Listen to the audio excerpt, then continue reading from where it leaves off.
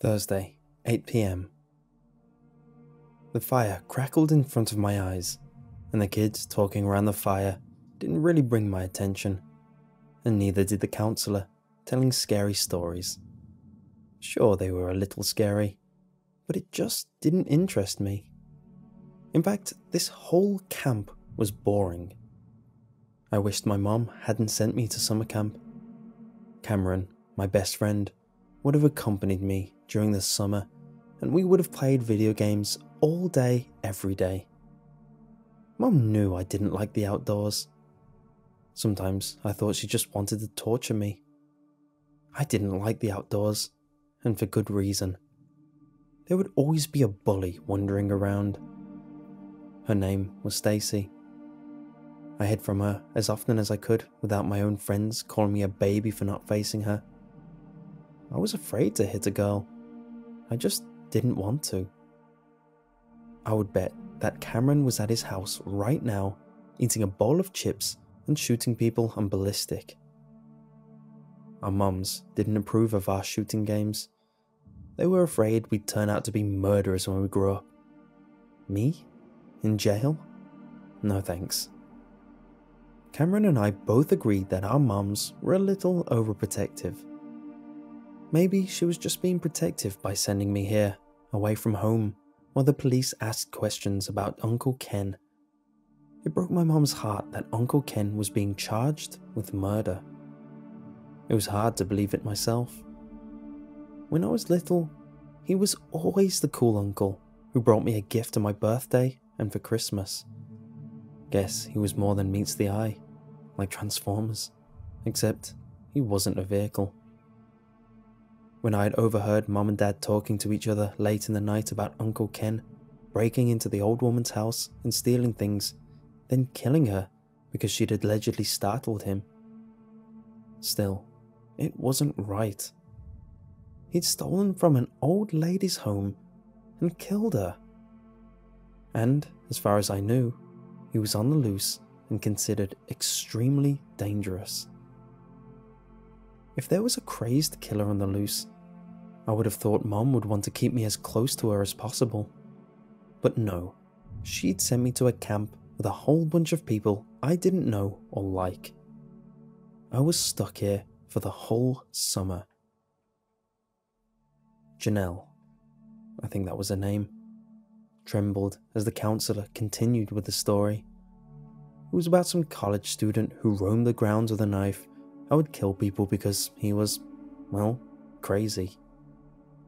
I tried not to let it bother me too much because I didn't want to think about a 20-year-old sneaking up on me and pulling out a knife, then cutting me up to bits. I was pretty sure the counselor had mentioned that the serial killer was a cannibal and ate the hearts of his victims. It made me shiver a little. To distract myself from the story, I ate my s'more, though part of it fell and I caught it in my other hand, then quickly gobbled it up so no one would notice. Everyone's attention was mostly on the scary story anyway, so I felt pretty confident that no one had seen me. The fire burned, went down to coals, before the coach turned his head and jumped back, then stood up when someone approached in the dark, hobbling quickly over with dead eyes and something in his hand. It was a knife. Everyone around the campfire screamed, including me, and jumped up from their seats on the logs, and some of them shoved their way to the back of the group in front of the crazed killer. My heart rate skyrocketed, and I was one of the kids who had shoved their way to the back of the group. I just hid behind everyone and hoped it would all end. When I'd been expecting the sounds of girls screaming Bloody Mary like in a movie, and the college student to start slashing up kids with his knife, everyone started laughing. As the laughing died down, I brought my head up. Turns out it was Josh, another counselor, with mud smeared on his face, and those eyes were no longer dead, and the knife he'd been holding was fake. When he flung it around as he talked, it whipped from side to side. It was flimsy. I almost sighed in disappointment. Ben was another bully, but a new one. He liked to pick on me around the camp and make me clean stuff up and blame me for stealing things. He swung his arm around my shoulder and laughed until his face was red. "Man, you look scared enough to pee yourself." One of his friends laughed with him. "Pete is a chicken." "I am not!" I screamed back, then flung his arm to the side. Ben looked like he was going to rip my arm off for doing that, but I was saved by the counsellor. "That's enough fun for tonight, kiddos," laughed Josh as he patted the other counsellor's back proudly. Everyone turned to go to their cabins and get some sleep, so Ben and I went our separate ways. But I could feel him glowering at my back until he disappeared into his cabin with his buddies, and I did too, except I didn't have any buddies. Just 3 different bunkmates. 2 slept on one side, Dustin and I slept on the other. Quickly, I slid into my plaid blue pajamas and snuggled into the sleeping bag and fluffed my pillow. Dustin moved in the top bunk to look down at me and smiled a little. "Don't worry about those guys. Besides, I saw Ben care at the back too, so you definitely weren't the only one." On the other side, Lance and Aaron were already snoring. I nodded and pulled the sleeping bag up to my chest. "Thanks, Dustin." "Anytime, buddy. Good night," he said, then went back to sleep. "Night," I sighed and tried closing my eyes. But the breeze outside kept me awake, even though I could barely hear it. Dustin had fallen asleep within 10 minutes, so I was the only one awake in the cabin. It took me what seemed like forever to finally fall asleep. Friday, 7:30 a.m. Oatmeal had been served for breakfast and orange juice. Later today, we would be taking a hike, said the counsellor. I just hoped Josh and him wouldn't be pulling another one of those pranks. It had shaken me up quite a bit, though I wasn't going to admit that to anyone. It was hard to admit it to myself, even though I wasn't talking out loud. I played with a spoon inside the bowl. I wanted to call Mom and see how she was doing, but that wasn't going to happen, especially with the other students watching me constantly. Ben hadn't taken his eyes off me the entire morning. It was like he was telling me he was planning my funeral. I dreaded what he had in store for me. Dustin and Janelle sat beside me, and so did Lance and Aaron. They were talking about the boat racing. I wasn't interested, but they tried to include me anyway. "Yo, Pete," said Lance. "We're going to do the boat race tomorrow. Would you like to be on our team?" It would be rude to turn them down, so I just shrugged. "Yeah, I guess." "Great!" Janelle clapped and then ate some of our oatmeal and gulped down her orange juice. "We'll be glad to have someone else along. No one else seems to be interested in the boat racing, or in us, for that matter. We're basically the misfits of Camp Kakaroo. And don't ask me why they named it this." I snickered at the name. "Do you all know each other?" They all glanced at each other. Then Aaron said, "Our parents all know each other. They went to this camp when they were our age." "Sounds like fun," I said. "I just moved here from California. Mom said this place was safer than there, so I guess Ohio is our home now." "Welcome to Ohio, then," Janelle said cheerfully and stacked empty dishes. I polished off my oatmeal, then handed the bowl to her. Thanks, I guess." I shrugged and guzzled the rest of my orange juice. "Anyway, I ought to get ready for that hike." "Yeah, me too. Meet at the fire pit when you're ready, yeah?" He was talking to Janelle, who didn't bunk with them since it was a boys' cabin. She nodded quickly, and we all stood, heading to our cabins to get ready. Dustin, Lance, Aaron, and I pulled on our hiking shoes and jackets and brought along the proper supplies for being out in the woods. It was quite sunny outside, so I decided to put on sunscreen. It was hot and humid, and my shirt sort of stuck to my skin, but I tried my best to ignore it.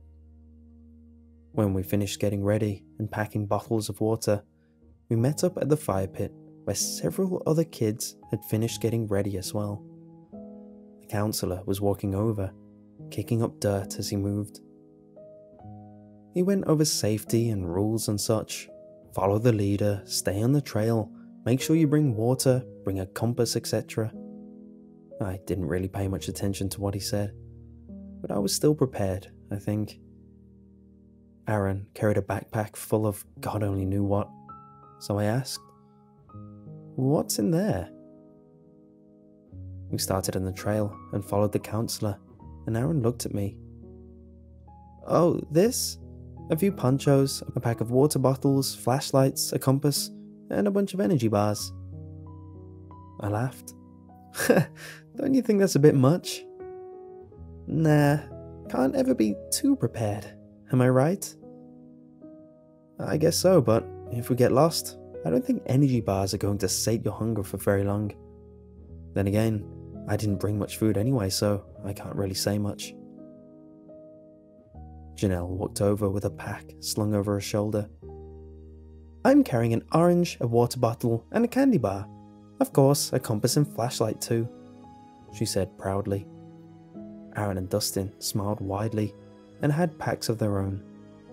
They all seemed proud of themselves. Me, I just brought a half-full water bottle because I drank some of it while we were waiting for the other kids, and some leftover chips that I brought a week ago when Mom had sent me here. I just shrugged. "Sounds like you guys are all set," I told them with a slight smile. "Seems like you don't like the outdoors to me," said Janelle with a suspicious look. Not really," I shrugged again. "Why are you here if you don't like the outdoors?" Dustin asked, seeming awestruck. "Well, my mom and dad need some time to take care of family stuff, so they sent me out here to get me out of the way. My uncle killed someone." They all looked scared for a moment, as though I were Uncle Ken, and would kill them all right there. Lance finally spoke. "Who?"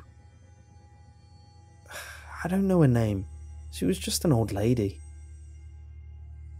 "Dude, that was your uncle? Ken Hangman?" Aaron suddenly seemed interested.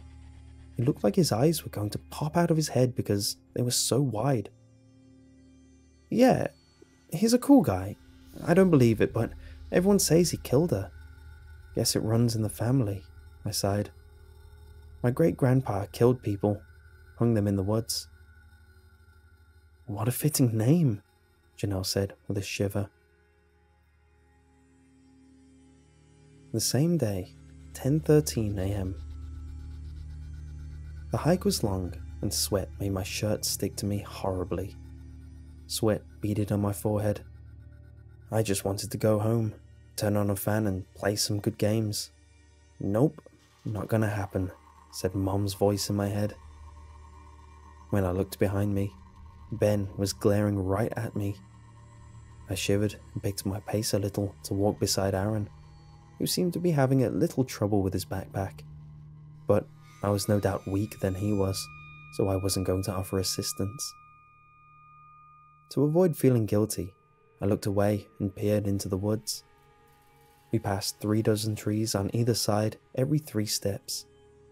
Beside a tree, I saw a human-like figure standing with a rope that had a loop knot in his hand. I furrowed my brow, then blinked, and he was gone. On the way back, I saw the same thing, except he was closer this time. He wore something that looked like a burlap over his head, and a black thread was woven into it to make it look like he was smiling to his ears. And he was dressed in black, ragged clothes. They were covered in mud. I blinked, and he was gone again.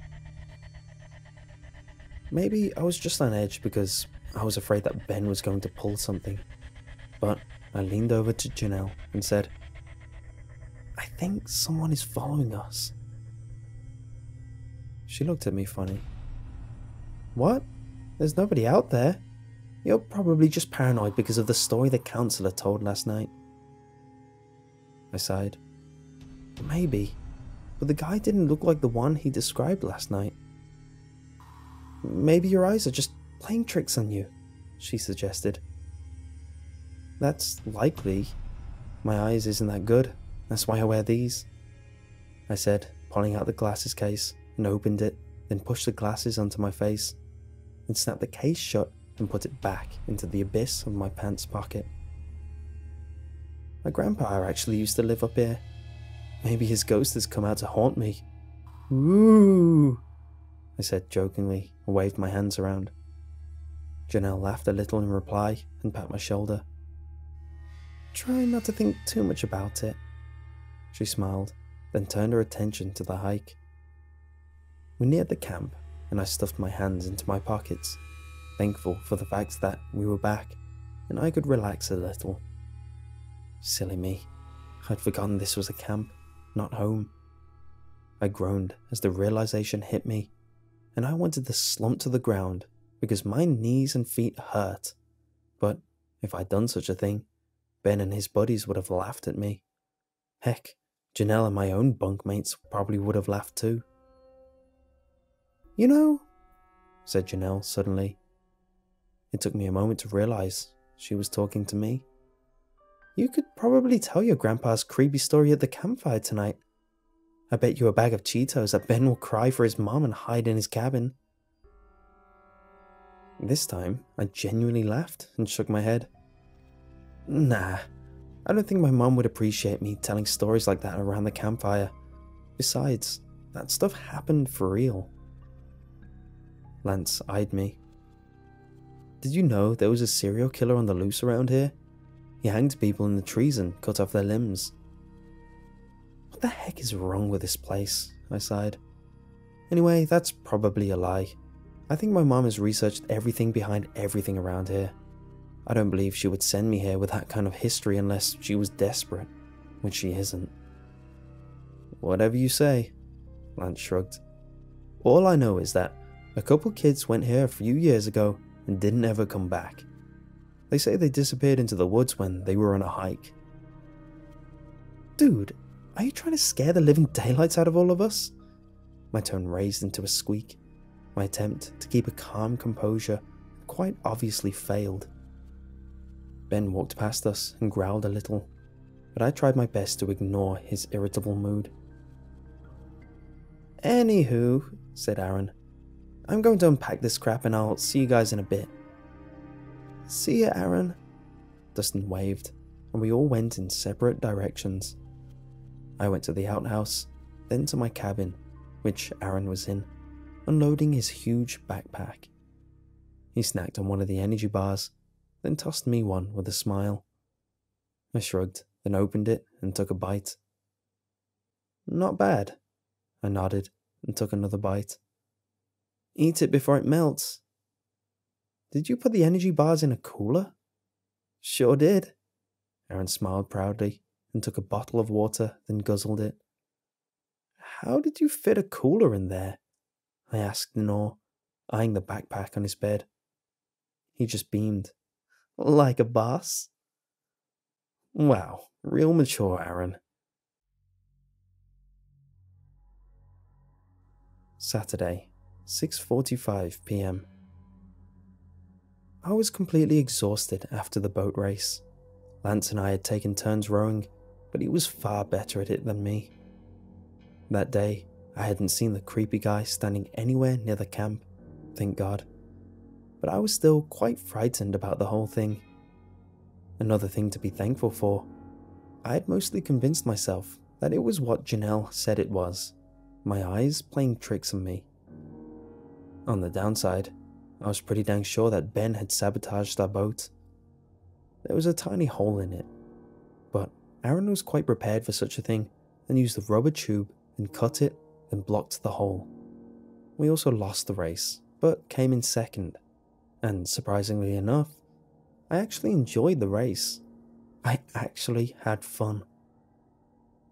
In the evening, around 8, the counsellors made s'mores and handed them out to the kids. I munched the mine silently and stared off into the dark woods behind me. Dustin, Janelle, Lance and Aaron were sitting on the other side of the fire, so I was pretty much on my own. Ben was sitting a little ways from me, too focused on eating his s'mores to care about glaring at me again. His eyes were probably tired from it. I almost laughed at that thought. There were noises behind me, screams. I jumped up and the others followed in suit and looked to where the voices were coming from. A girl who looked around the same age was completely out of breath and grabbed my arms. She was in tears and shook. Dead! He hanged them in the trees. What were you doing in the woods? Asked the counsellor in a strong tone. She looked too terrified to speak, but to my surprise, she did. We were just playing around and scared him. Then he got grabbed. We found him. He was hanging from the tree. I think he's dead. At the end, a voice went into a whisper. Please, Lisa is still back there. Another scream went into the air and I flinched, deciding on whether to stay or go help find the Lisa she was talking about. I didn't know many people here, only my bunkmates, Janelle and Ben. No Lisa. Who was Lisa? Where? I asked in the bravest voice I could muster. Just a little ways back. Hurry! The counsellors had already taken off. Ben was standing by the fire, his face pale as could be. It was pretty clear he wasn't going to do anything. Janelle was trembling and glanced over at me, as if to apologise for not believing me when I said the day before that I thought someone was following us. The girl let go of me, and I took off into the woods. The counsellors yelled at me to stay back, but I didn't listen. A few other kids followed, and I stopped when I saw a girl hanging in a tree by a rope. The rope was wrapped around her neck, and the sides of her face were slit to where it looked like she was smiling to her ears, just like the thing seen in the woods. Her arms and legs were missing. I doubled over and vomited at the sight of the dripping blood. I could hear the counsellors shouting to each other in the woods. When I recovered, I looked around and found that a boy was hanging in a tree too. He was done up just like the girl, who I presumed was Lisa. I refrained from vomiting again and held my stomach. Swallowing hard, I looked at the dark red blood dripping down the boy's entire body. What was left of it anyway. When the counsellors came back, they reassured everyone there was nothing to see and called the cops immediately after sending us to our cabins. An hour later, both my parents picked me up and we were on our way home. I didn't know what happened after that. I hardly remembered whatever Mom or Dad had said to me. I just couldn't get that image out of my head. In 1,000 different angles, they flipped through my mind over and over again. 1 week later, Tuesday, 2:35 a.m. Nothing seemed right. I didn't see things the way I did before. Dad was at a meeting in California with his old boss. He didn't want to leave unless he was sure that I was alright. He even said that he would miss the meeting to stay and make sure I was alright. I had several nightmares this week so far. All of them were about him. In my dreams, a voice would sing a song so disturbing. It's hanging day. Oh, it's hanging day. The hangman's here, coming to hang again. Hanging day, oh hanging day. Hangman's coming again. And I hadn't the slightest clue what it meant. Was it related to the man in the woods at all? Was he the hangman my dreams sang of? Hours ago, Mom sent me to bed, but I just couldn't sleep tonight. I just felt like someone was here, watching me. Mom had checked on me a few times into the night. Then I think she went to bed at around midnight. But I heard feet shuffling in the hall and saw the figure of my mother walk down the stairs. Shortly after, I heard a door opening then closing. She got up so suddenly. Maybe she got hungry. Sometimes that happened to her during the night. She had asked me several times if I'd seen anything. I refused to tell her what I saw, but I told her I saw them, the kids hanging, and she was devastated. She wanted to know so badly. It was also traumatic, and it didn't help that I went through it over and over again every moment. Mom didn't mention sending me anywhere else after this.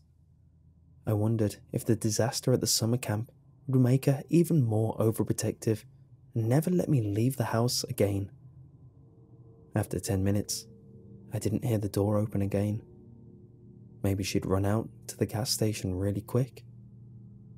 I sighed, then pushed the covers off me and stood, slowly moving through my room, then to the hallway, and started down the steps.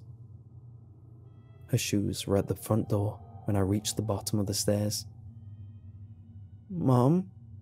I called into the house, and my voice sort of echoed, but there was no answer. I called again, but still there was no answer. She always answered me when I called. She was so worrisome about me now. So I knocked on the bathroom. Still no answer. I swallowed hard, then moved to the back of the house and gazed out the window on the back door and slowly turned the knob and opened it.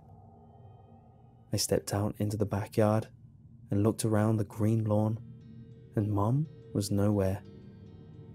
I checked her art studio, and she wasn't there either. Suddenly, I was grabbed and something was put over my head, and I screamed, "Let me go! Stop it!" Through the holes of the bag, or whatever it was on my head, I searched for my attacker. It was a man with eyes sewn shut and a cut across his face, one in the shape of a mouth. It made him look like he was smiling to his ears. In a husky voice, the man began singing to me. "It's hanging day, oh it's hanging day. The hangman's here, coming to hang again. Hanging day, oh hanging day, hangman's coming again. Hangman done got himself dead, so came the new hangman." I hadn't heard that part before. I wanted to hear the rest, but I didn't. "No!" I ran outside again. I began to rip off the stupid burlap, but it wouldn't come off. When I looked up, I saw through the little holes in the burlap that there was someone hanging in the tree. She was wearing a light blue robe that the moon shone on. She was hanging in the tree in our backyard, the big one I used to climb when I was smaller. She still had arms and legs. "New hangman comes to hang again," sang the hangman as he dropped something in front of me. When I picked it up, I felt different. There was a dark feeling in my chest, then in my whole body, and I liked it. "Oh, it's hangman day," he sang again and backed away, seeming to fade in a grey fog, then was completely gone. I turned back to the woman in the tree. When I saw her red, curly hair, I instantly recognized her. It was Mom, and the hangman wanted me to do what he did. Somehow, I couldn't stop myself. I climbed into the tree and with ease cut off her right arm with a blade he'd given me. I wanted to do this. I shouldn't want to do this. She was slipping from my memory. I was too focused on the smell of the blood to care. I'd removed her arms and legs, and she was bleeding all over the backyard. When I climbed down from the tree, I stood in the middle of the yard and marveled my masterpiece. How so perfect it was, as was the smell. Soon, I began walking away with a scythe in my hand and was beaming. For some reason, my face hurt, but I didn't care. There were so many places and people to turn into masterpieces.